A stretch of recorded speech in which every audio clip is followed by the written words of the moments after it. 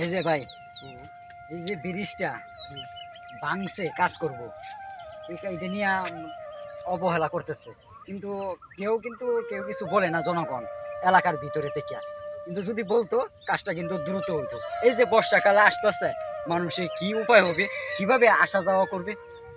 এই তো যে প্রথমে যে সময় কাজটা শুরু করছিল, আমরা তো কাজের গতি দিকে ভাবছিলাম কত 3-4 মাসের ভিতরে কাজটা সম্পূর্ণ করে ফেলাই, কিন্তু এখন যে ধীর গতিতে চলতেছে কাজের কোনো কয়েকটা ওই জায়গা থেকে দেখছেন কিছু খাম্বার মতন পিলার স্ল্যাব তৈরি করার পরে এরপরে তাদের আর কোনো মানে নামগন্ধ নাই।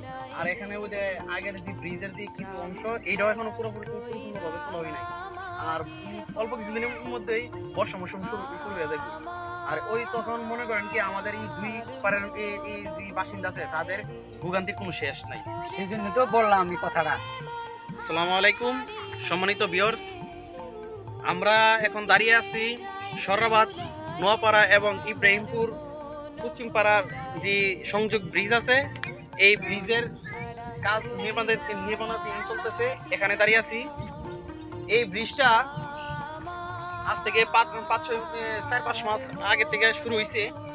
এখনো কাজটা মানে পুরাতন ব্রিজের যে কাজ এইগুলি রিপেয়ারিং করা হয় নাই, নতুন কাজ তো শুরু করবে দূরের কথা।